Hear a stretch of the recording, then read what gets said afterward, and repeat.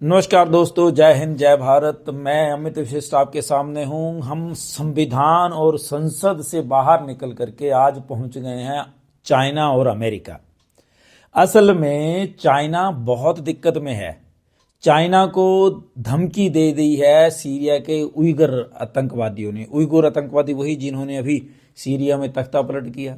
Uyghur आतंकवादी वही हैं जिनको इजराइल और यूएसए की सपोर्ट थी, यानी कि चीन का वो इलाका जहां पर उइगुर मुसलमान रहा करते थे।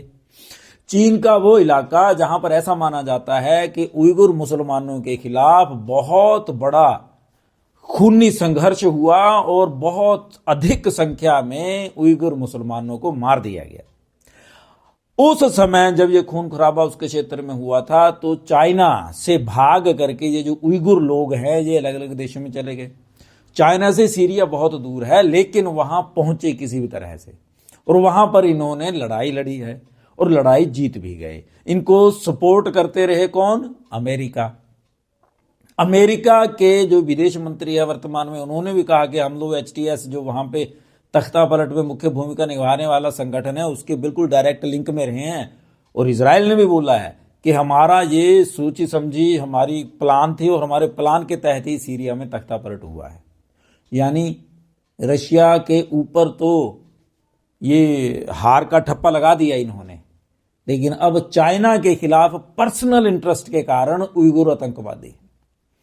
अभी ये जो बाइडेन की जो नीति है उसमें ये था। अभी आ गए हैं डोनाल्ड ट्रंप। इन्होंने कोशिश करी कि उसको हम कैसे शांत कर दें। किनको? शी जिनपिंग को। तो इन्होंने क्या करा? इन्होंने शी जिनपिंग को कोशिश करी कि अमेरिका में जब डोनाल्ड ट्रंप शपथ ग्रहण करें आप अमेरिका विजिट करो। और अब तक के समाचार बताते हैं कि शी जिनपिंग ने, क्योंकि उइगुर आतंकवादियों ने जो धमकी दी और उसके बाद सीरिया में जो हुआ उस कारण अमेरिका से खासे नाराज हैं और वो मना कर चुके हैं एक तरह से कि नहीं, he will not visit America. ये अभी किस्सा चल रहा है तो उधर रूस के ऊपर पन्नू ने, खालिस्तानी आतंकवादी पन्नू ने अटैक कर दिया है। Russia back off or face off with pro-Khalistan 6 with targeting Russian diplomats and demonstrating against Russian consulates in North America, European Union, Australia and New Zealand. Now is the time. Back off or face off.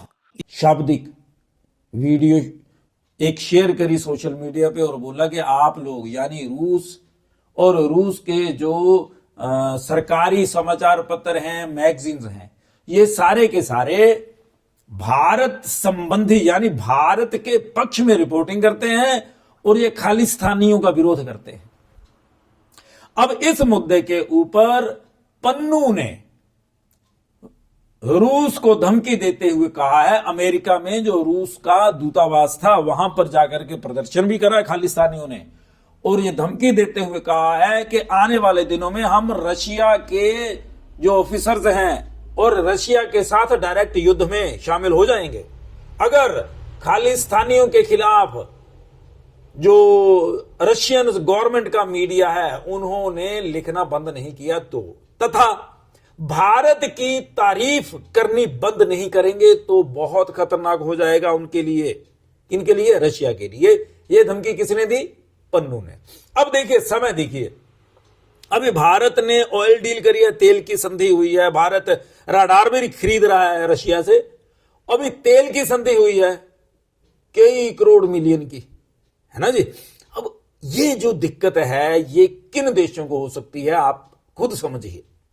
और समय देखिए, ऐसा माना जाता है कि क्योंकि भारत के प्रधानमंत्री जीतने के बाद, प्रधानमंत्री बनने के बाद सबसे पहली विजिट रूस में करके आए हैं।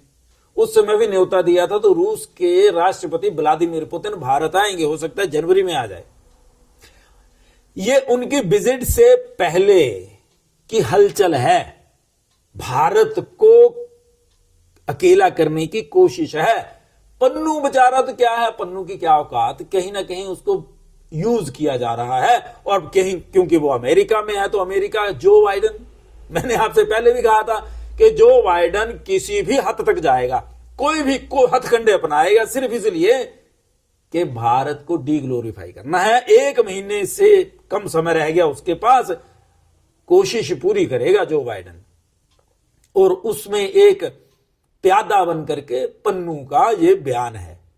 रशिया जो भारत में बहुत ज्यादा इंटरेस्ट ले रहा है और भारत के साथ आने वाले दिनों में रूस के संबंध नई ऊंचाइयां प्राप्त करेंगे, ऐसा माना जा रहा है।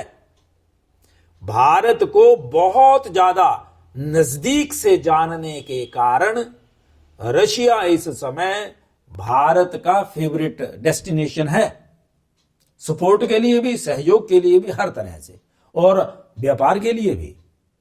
अमेरिका तो है, वो हमारी, देखिए हम नॉन अलाइनमेंट ग्रुप हैं, हम लोग किसी के साथ, हमारा किसी भी ग्रुप के साथ, किसी भी तरह के संगठन के साथ जो समाज को, हम जो विश्व को बांटता हो, कहीं भी हम लोग उनके साथ नहीं है।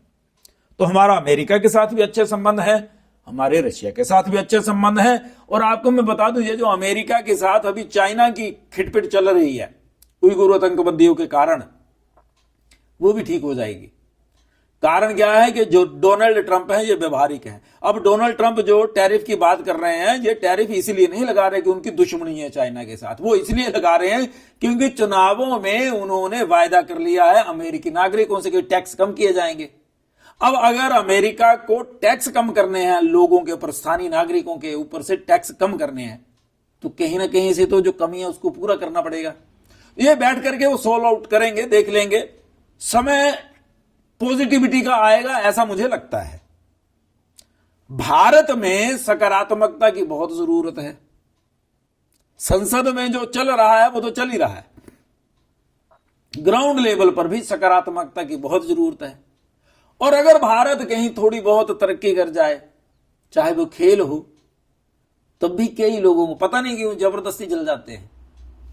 हमारे देश में दुनिया का सबसे छोटा ग्रैंड मास्टर बना 18 वर्षीय डी गुकेश। पूरी दुनिया दंग रह गई, 18 वर्ष का बच्चा, और इसने झंडा गाड़ दिया। तो जो पुराने मैग्नस टाइप और कई लोग जो पुराने धुरंधर अपने आप को मानते हैं, वो एक तरह से गिड़गिड़ाने लग गए कि देखो जी, ये तो स्टैंडर्ड ऐसा था, बड़ा लो स्टैंडर्ड का मैच था, और ऐसा था और वैसा था। लेकिन ये भूल गए खेल भावना, कि खेल में एक क्षण बहुत होता है जीत हार के लिए, और ये जो जीत और हार होती है, ये सारा का सारा माइंड गेम है। उस एक क्षण में जिसका माइंड स्थिर रह गया वो जीत गया। फिर उसके बाद अगली बार फिर होगा, फिर कर लेंगे, लेकिन नहीं, पचा नहीं पाते ये दूसरों को, खास करके भारत की तरफ से अगर कोई जीत जाए तो। उधर अमेरिका में अभी ट्रंप की सरकार बननी है, लेकिन एलन मस्क दुनिया के सबसे अमीर व्यक्ति हो गए हैं। एलन मस्क अमेरिका में सरकार में शामिल हैं, और यहां पर भारत में देखिए ना, भारत में बोला जाता है कि आप लोग संधि करते हैं तो सिर्फ 2 या 3 व्यापारियों का नाम लेते हो, उन्हीं को सारा ठेका जाता है। हर जगह ऐसा होता है, किसी की भी सरकार हो। कारण क्या होता है कि रिस्क लेने वाला तो चाहिए और उसको लीड करने वाला चाहिए, तो रिस्क लेता है व्यापारी आदमी। अच्छा, जिसके पास रिसोर्सेज हों वही ना ठेका लेगा हवाई अड्डा बनाने का या फिर बहुत बड़े बड़े काम करने का, जिसके पास होगा। मैं तो अब देख, मैं साधारण आदमी, मैं कहां से खरीदूंगा बड़े बड़े कॉन्ट्रैक्ट्स। हमारे यहां भी छोटे ठेकेदारी जो जमीन से शुरुआत करते हैं, उनके पास पहले जेब में पैसा होना चाहिए, तब उनको काम का ठेका मिल जाता है, फिर धीरे धीरे पेमेंट होती है। तो यही सारे, ये थ्रू आउट वर्ल्ड है। अमेरिका में आप देख लेना, कभी ऐसा नहीं होता कि वहां का अगर कोई व्यापारी ग्रो कर रहा हो तो वहां पे लोगों ने विरोध प्रदर्शन किए। ये भारत में होता है कि हमारे, अब मतलब आप हैरान रह जाएंगे इस बात को लेकर के